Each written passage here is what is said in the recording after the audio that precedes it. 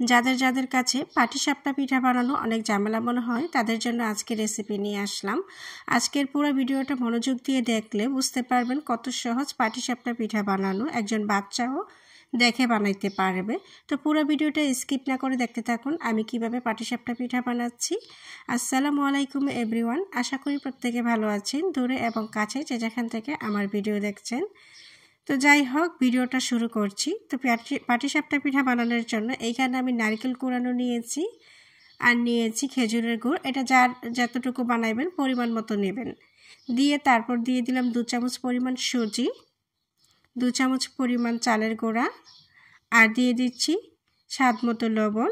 আর এখন দিয়ে দেবো মোস্ট ইম্পর্টেন্ট পাটিসাপটা পিঠার যেই টেস্ট, সেটা হচ্ছে এইখানে আমি 2.5 চামচ পরিমাণ দিয়ে দিলাম গুঁড়া দুধ। তো এইটাই আমার কাছে বেশি ঝামেলার মনে হতো, অল্প একটু পানি দিয়ে চুলায় বসিয়ে দিয়েছি।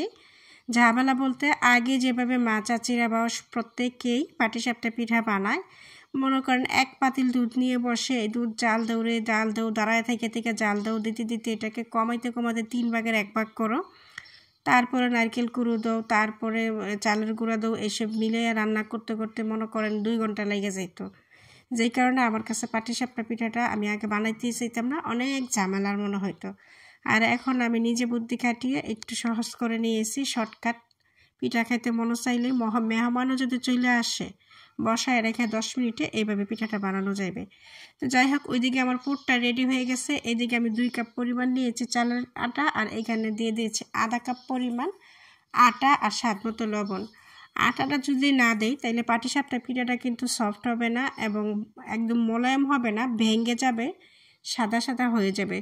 পাটিসাপটা পিঠা কোনো সময় শুধু চালের আটা দিয়ে হয় না, যদি হয় এটা ফোল্ডিং করতে গেলে ভেঙে যায়। তো না ভাঙার জন্য আটাটা দেওয়া মোস্ট ইম্পর্টেন্ট। আর আমি কিভাবে একটু পানি দিয়ে গুলিয়ে একটা পারফেক্ট ব্যাটার করে নিয়েছি এবং চামচ দিয়ে উঠিয়ে দেখাচ্ছি, আশা করি দেখে বুঝতে পেরেছেন। তো এখন চুলার মধ্যে চলে গেলাম, প্যান বসালাম, হালকা তেল ব্রাশ করে নিয়েছি, তারপর দিয়ে দিলাম পরিমাণ মতো আমি ব্যাটারটা ঢেলে। তারপর একটু আশা করি সব কথা বলে বোঝানো যায় না, নাড়িয়ে গোল করে নিলাম রুটির মতো। তারপর ঢেকে নিলাম, প্রায় 15-20 সেকেন্ডের মতো ঢেকে নিলেই হয়। তারপর উঠিয়ে পুরটা দিয়ে দেব। এখন পুরটা দিয়ে ইজিলি ফোল্ডিং করে নেব। যেহেতু আমি এখানে আটা মিশিয়ে নিয়েছি তাই চালের গুঁড়াটা ফাটবেও না এবং ফোল্ডিং করতে গেলেও ভেঙে যাবে না। শুধু চালের গুঁড়া দিয়ে যদি এটা করা হয় তাইলে কিন্তু পিঠাটা বানাইতে গেলে ফোল্ডিং করতে গেলে ভেঙে যায়। এই দেখুন আমি এক এক করে পিঠাগুলো বানিয়ে নিচ্ছি এবং আপনাদের মাঝেও কিছু শেয়ার করে নিচ্ছি।